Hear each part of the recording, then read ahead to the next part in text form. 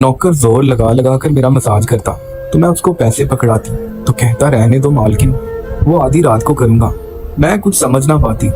जोर जोर से वो मसाज करता, मुझ पर खुमारी बढ़ती जाती और मैं पुरसुकून गहरी नींद सो जाती। लेकिन एक रात मुझे नींद ना आई। उस रात मेरे होश उड़ गए जब उस रात मसाज करते करते उसने, मैं बहुत खूबसूरत और हसीन थी, इसलिए शादी से पहले हर रोज मेरे लिए रिश्ता आ जाता था।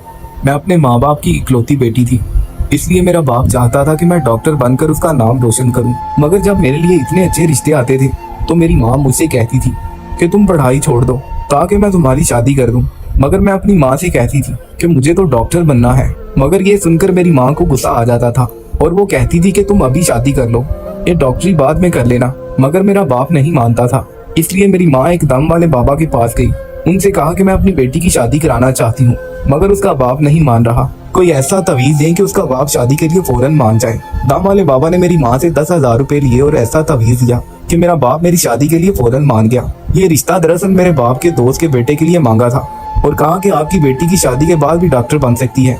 ये सुनकर मेरे बाप ने इस शादी के लिए फौरन हाँ कर दी और मैं रुखसत होकर अपने ससुराल आ गई। मेरे ससुराल वाले बहुत अमीर थे, इसीलिए मैं और मेरे मियाँ अलग घर में रहते थे। मेरा मियाँ अपने बाप का बिजनेस संभालता था, इसीलिए वो सुबह से शाम तक बिजी रहता था। मैं उसके घर गई तो ऐशो आराम देखकर मैं चूम गई। मेरे मियाँ ने मेरी खिदमत के लिए कई नौकरानियां रखी हुई थी, मगर उसका एक नौकर धीरे धीरे मेरे करीब आने लगा। उस नौकर ने मुझसे कहा कि मैं यहाँ काफी सालों से काम कर रहा हूँ और आपके ससुराल वाले मुझे बिल्कुल घर का फर्क समझते हैं। ये सुनकर मैंने भी उसे खास अहमियत देना शुरू कर दी। वो एक दिन मेरे कमरे में आ गया तो मैं अभी तक अपने बिस्तर में लेटी हुई थी। उसने मुझे थका थका देखा तो कहने लगा कि आप लेटे लेटे थक गई होंगी, अगर आपको बुरा ना लगे तो मैं आपके पैर दबा दूं। ये सुनकर मैं चौंक गई। मैं खूबसूरत और हसीन थी, जवान थी, लेकिन मुझे मेरे मियाँ के अलावा किसी मर्द ने नहीं छुआ था और ना ही मैंने किसी नौकर से कभी पैर दबाए थे, इसलिए मैंने फौरन इनकार कर दिया। नहीं, मुझे अच्छा नहीं लगता कि कोई मेरे पैर दबाए, कोई मर्द मुझे छुए। ये सुनकर वो चुप हो गया और मेरे कमरे से चला गया। तभी मुझे एहसास हुआ कि मैंने उसकी बात का जवाब बहुत सख्ती से दिया था। शायद वो पहले भी ससुरालियों के ऐसे काम करता होगा, मगर मैंने साफ इनकार करके उसका दिल तोड़ दिया था। दरअसल मैं बहुत नरम दिल थी, इसलिए मुझे बाद में बहुत अफसोस होने लगा। मैं उसके बारे में सोचने लगी कि ये नौकर तो काफी जवान और खूबसूरत है, मुझे इसे पैर नहीं दबवाने चाहिए थे। शायद मेरे मियाँ को ये बात अच्छी ना लगे। अगले दिन भी ऐसा हुआ, नौकर ने यही बात मुझसे दोबारा कही।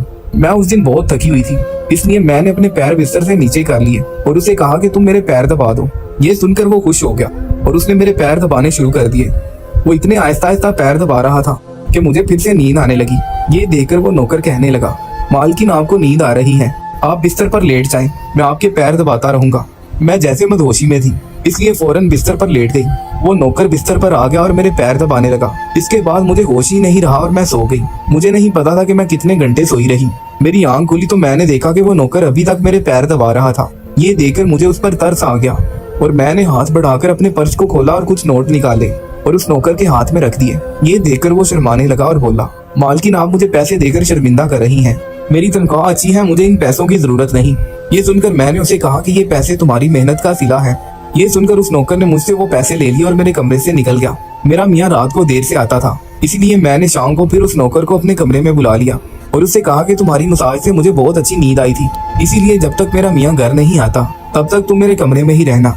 शायद नौकर को पैसों का लालच आ गया था, इसलिए वो मेरी बात सुनकर खुश हो गया और कहने लगा, मैं आपका मामूली सा नौकर हूँ, आपका पेट दबा देता हूँ ताकि आपकी थकन उतर जाए और आपको सुकून मिले। ये सुनकर मैंने उससे कहा कि तुम्हारे हाथों में जादू है, इसीलिए तो मेरी सारी थकन उतर जाती है। एक दिन नौकर ने मुझसे कहा कि आपकी सास भी कभी कभी मुझसे मसाज करवा लेती है। ये सुनकर मैं चूक गई, मुझे मेरी सास ऐसी नहीं लगती थी। मगर वो नौकर झूठ बोलने वाला लगता नहीं था। मुझे ससुराल आए 1 महीना हो गया था, इसलिए मैंने नौकर को परख लिया था। वो मुझसे हर बात सच ही कहता था। मेरे घर में नौकरानियां भी काम करती थी, मगर वो झूठी और बेईमान थी। वो मुझसे जो बात सुन लेती थी उसे पूरे मोहल्ले में कह देती थी, इसलिए मैं उन्हें अपने कमरे में नहीं आने देती थी। ये नौकर इस घर का पुराना मुलाजिम था, इसलिए मैं इस पर भरोसा कर सकती थी। नौकर भी मेरे कमरे में आता था, मगर अपनी नजरें झुका कर रखता था। वो मेरे जिस्म को हाथ लगाता, मगर उसकी नीयत खराब नहीं थी। ऐसा हर रात होता था। एक दिन मैंने अपने मियाँ से कहा कि जब से हमारी शादी हुई है हम कहीं घूमने फिरने नहीं गए। ये सुनकर मेरे मियाँ ने कहा कि जब से हमारी शादी हुई है तुम भी हर वक्त नींद में रहती हो, मैं रात को भी घर आता हूँ तो तुम गहरी नींद में सोई होती हो। दिन को मेरे पास वक्त नहीं होता और रात को मेरे घर आने से पहले तुम सो जाती हो। ये सुनकर मैं अपने दिल में सोचने लगी कि ये सब कुछ नौकर की मालिश की वजह से हो रहा है। मेरे मियाँ की शिकायत दुरुस्त थी। मुझे रोज रात को अपने मियाँ के लिए जागना चाहिए था। उस दिन मैंने फैसला किया कि आज रात जब नौकर मुझे मालिश करने के लिए कहेगा तो मैं इनकार कर दूंगी ताकि मुझे नींद ना आए और मैं अपने मियाँ के आने तक जागती रहूं। शाम हुई तो मैं नहाकर खुद को खूब तैयार किया और दुल्हन बनकर बिस्तर पर बैठ गई। नौकर मेरे कमरे में आया तो उसने मुझसे मालिश के लिए पूछा, लेकिन मैंने साफ इनकार कर दिया। मेरी बात सुनकर वो बिचक गया और वापस चला गया। कुछ देर बाद नौकर मेरे कमरे में आया तो उसके हाथ में दूध का गिलास था। मैंने खाना नहीं खाया था तो इसलिए फौरन दूध पी लिया और अपने मियाँ का इंतजार करने लगी, मगर मुझे नींद आ गई और मैं सो गई।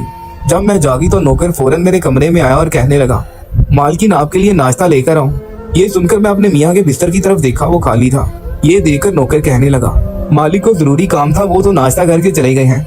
ये सुनकर मेरा मूड खराब हो गया। मैं रात भर उसका इंतजार करती रही, मगर वो सुबह होते ही ऑफिस चला गया। मैंने नौकर से कहा कि मेरे लिए चाय ले आओ। नौकर कमरे से बाहर निकल आया। तभी मैंने अपने जिस्म की तरफ देखा तो चूक गई। रात को मैंने दुल्हन का लिबास पहना हुआ था, मगर अब मेरे जिस्म पर दूसरे कपड़े थे, मगर मैंने अब भी जेवर पहना हुआ था। मेरा सर भारी होने लगा। मुझे ये सोचकर चक्कर आने लगे कि रात को मेरे साथ क्या हुआ था और मेरे कमरे में कौन था और उसने मेरे साथ क्या किया था, मगर मुझे कुछ याद ना आया। मेरा दिल घबराने लगा और मैंने अपना सर पकड़ लिया। मेरा पूरा जिस्म दर्द कर रहा था, इसीलिए नौकर चाय लेकर आया तो मैंने उससे कहा कि मेरा जिस्म दबा दो। ये सुनकर वो बिस्तर पर आ गया और मुझे दबाने लगा। उस दिन देर तक बिस्तर पर पड़ी रही। मेरा मियाँ अचानक घर आ गया। मैंने उसे देखा तो उस पर बरस पड़ी। मैं रात को तुम्हारे लिए दुल्हन बनकर जागती रही, मगर तुम नहीं आए। ये सुनकर मेरा मियाँ कहने लगा, लेकिन मैं रात को कमरे में आया था तो तुम गहरी नींद में थी, इसीलिए मैंने तुम्हें जगाया नहीं।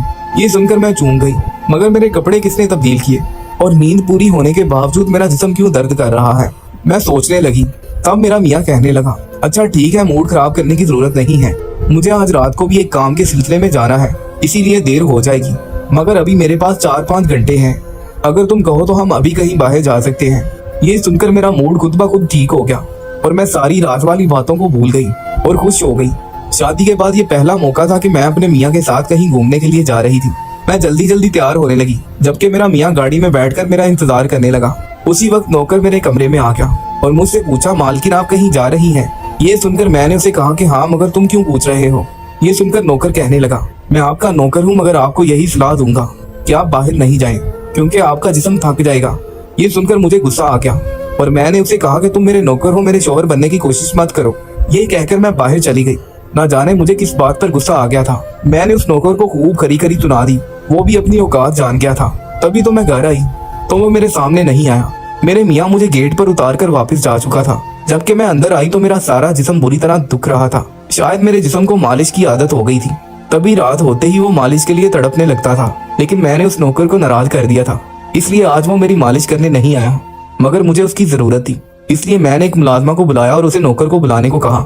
थोड़ी देर गुजरी थी कि वो नौकर मेरे कमरे में आ गया, मेरे बिस्तर पर बैठ गया और चुपचाप मेरे पैर दबाने लगा।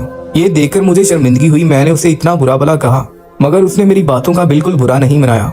मैंने उसे चुप देखा तो कहने लगी, मुझे उस वक्त पता नहीं क्या हो गया था, इसलिए मैंने तुम्हें खरी खरी सुना दी, मगर मैं इतने दिनों के बाद अपने मियाँ के साथ कहीं जा रही थी, इसलिए मुझे तुम्हारा मना करना बुरा लगा, इसलिए मुझे माफ कर दो। मैं उसकी मालकिन थी और उसे इस काम के पैसे देती थी, मगर अभी भी मुझ में इंसानियत जिंदा थी, इसलिए मैंने मालकिन होकर भी नौकर से माफी मांग ली, क्योंकि वो भले ही नौकर था मगर वो एक इंसान भी तो था।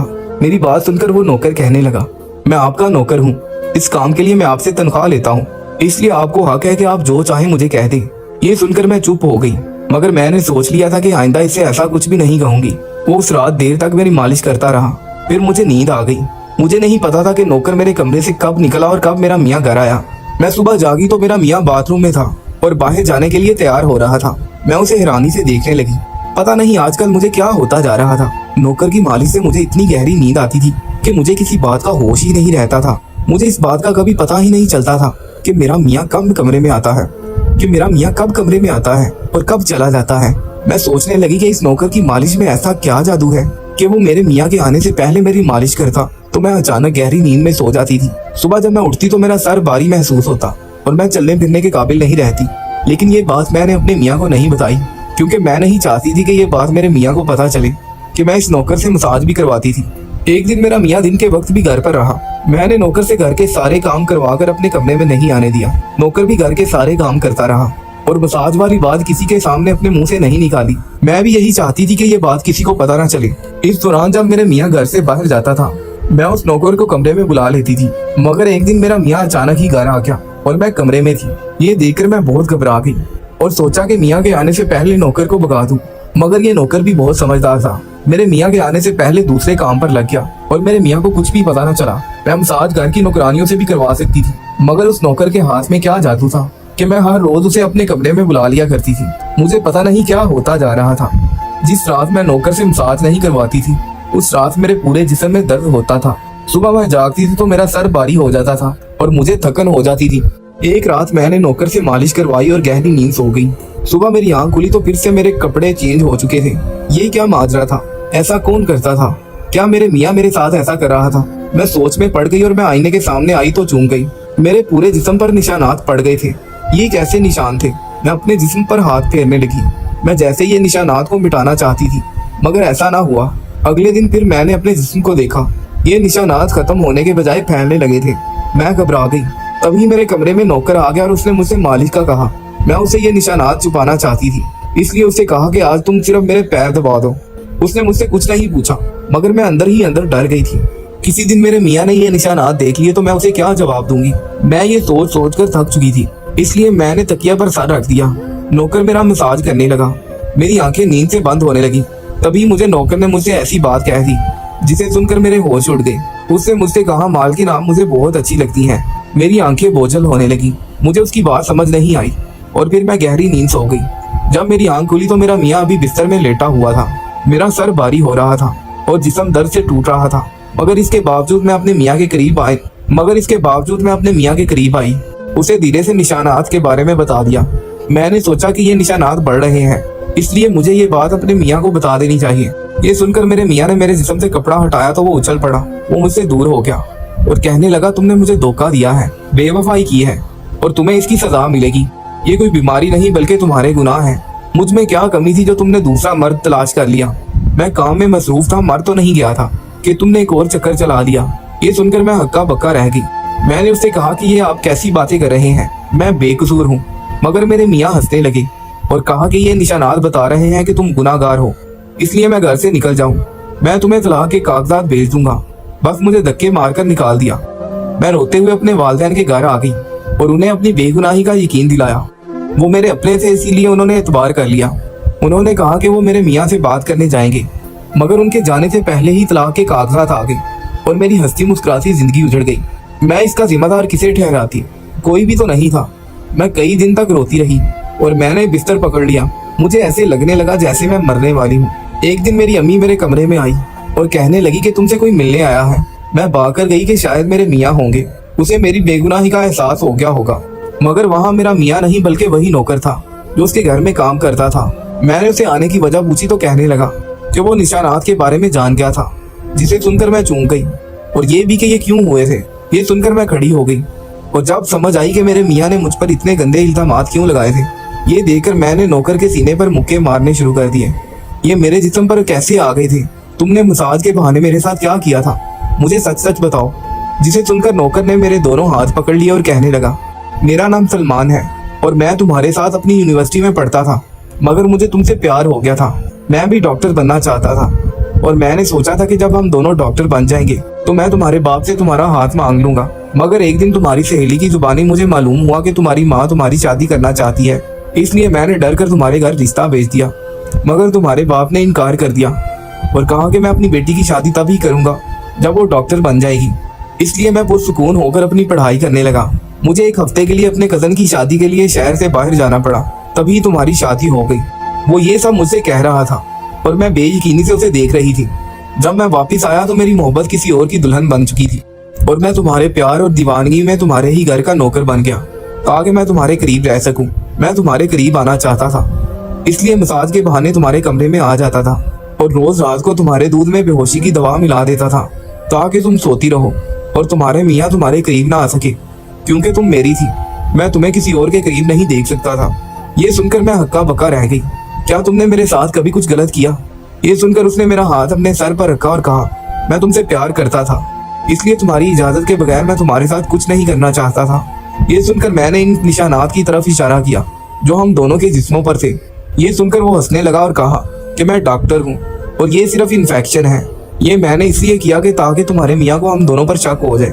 यही कहकर उसने मुझसे माफी मांग ली और मैंने पूरे 2 साल उसे सजा देने के बाद माफ कर दिया और फिर उसके साथ शादी कर ली।